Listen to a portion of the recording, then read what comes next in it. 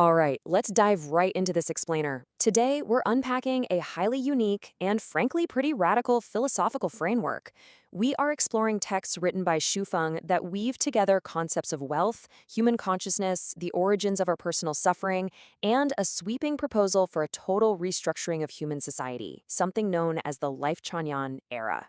Whether you're super familiar with utopian philosophies or completely new to these ideas, the framework we're looking at today is definitely going to give you something to think about.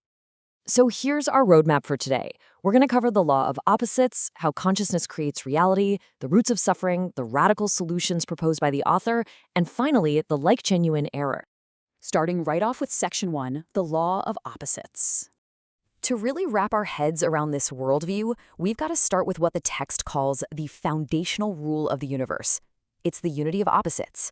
Basically, this principle states that for absolutely everything, there exists something that is its exact opposite. If there's an up, there's got to be a down.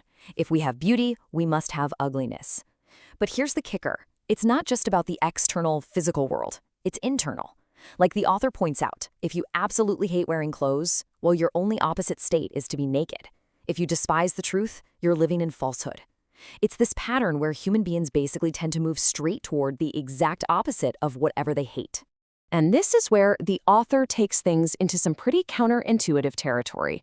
The text argues that if you hate heaven, you're inevitably moving toward hell. When you apply that to society, the claim is actually that despising landlords or capitalists or the wealthy, that inevitably pushes a person or even an entire nation straight into poverty and backwardness.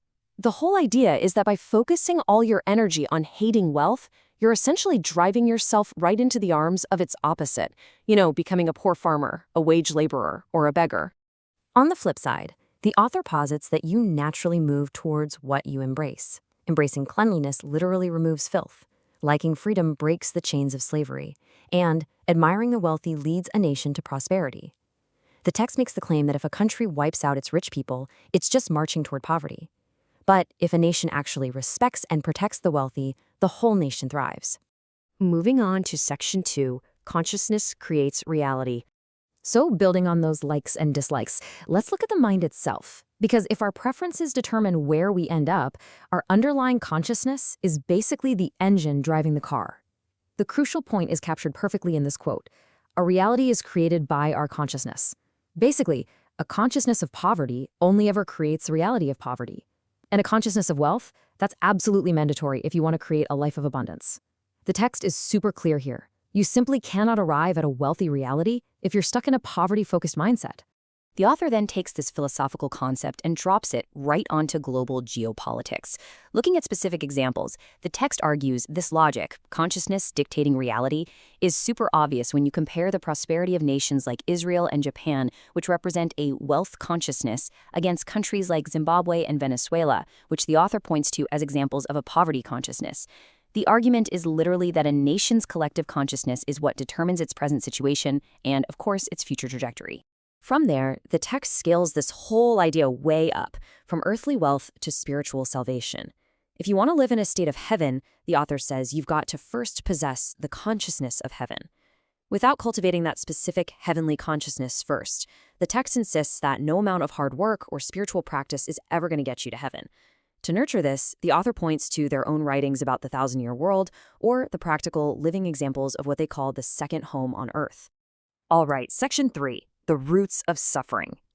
Now that we've laid down the philosophical foundation that consciousness dictates reality, we transition into the author's diagnosis of human pain.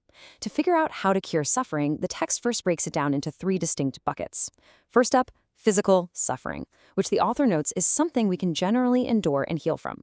Second, spiritual suffering, which can be eliminated through faith in the greatest creator. But the third one, mental suffering. This includes feeling depressed, anxious, troubled, fearful, and it's presented as the absolute hardest to get rid of. The text argues that mental suffering is fundamentally rooted in a lack of freedom.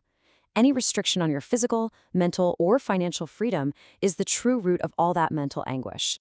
Take a second and think about your own life. What causes you the most stress? To cure suffering, the text says we have to look at what restricts us, mapping it all the way from the closest proximity out to the farthest. And looking at this, it's pretty fascinating. It argues that our closest relationships, we're talking your spouse, parents, kids, relatives, coworkers, actually cause the most acute, frequent mental pain. Then, as we move further away, that suffering is caused by broader, bigger institutions like nations, governments, political parties, and religions. And the text directly links these social structures to very specific, literal restrictions. For instance, the author frames marriage not as a romantic bond, but primarily as a physical restriction. Mental freedom, that's supposedly restricted by adherence to political parties and religious doctrines. Financial freedom gets bogged down by obligations to relatives or market monopolies. And just your basic everyday freedom of movement is restricted by the machinery of the nation-state. So, naturally, this leads us to the big question.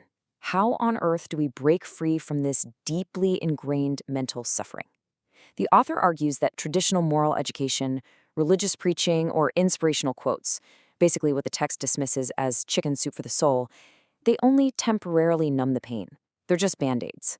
To actually eliminate mental suffering once and for all, the author claims we need a totally fundamental systemic solution. Which brings us to Section 4, the radical solutions. Now we get to the author's most provocative prescription for completely rebuilding human society. To totally eliminate the restrictions that cause us pain, the author proposes a highly unconventional, massive sequence of global societal shifts. Step 1, eliminate marriage and dissolve traditional families, completely removing that close proximity suffering. Steps 2 and 3, totally remove political parties and religion from government management. Step 4, globally open borders to allow entirely free human migration. And Step 5, promote the second home production and lifestyle mode of Lifechanyuan all across the globe. And finally, Section 5, the Lifechanyuan Era. So if humanity actually follows through on these massive, sweeping changes, for talking dissolving borders, families, and traditional politics, the author claims we'll enter a brand new era that abandons the global systems we recognize today. It's not going to rely on the legalistic forms we see in the United States, and it won't rely on the rule by man seen in China. Instead, it gets replaced by what's called a holographic way. This new global order would apparently be guided by saints and managed entirely by sages. In this proposed harmonious era, the text paints a picture of absolute ultimate peace. As the quote puts it, the talented will be put to good use, and the whole world will be one family. In this society, crime basically vanishes. Nobody even bolts their doors at night. Resources are utilized perfectly, the young get a perfect education, the old are fully cared for, and human suffering, because its root causes have literally been severed, just disappears entirely. And that brings us to our final thought.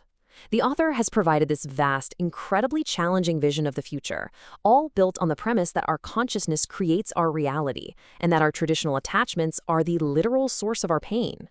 It really leaves us to wonder about the true cost and, the actual viability of entirely restructuring human consciousness, dissolving families, and erasing borders just to eliminate pain. Is this holographic society the ultimate cure for the human condition? It is absolutely a fascinating framework to ponder. Thank you so much for joining me on this explainer, and keep questioning the world around you.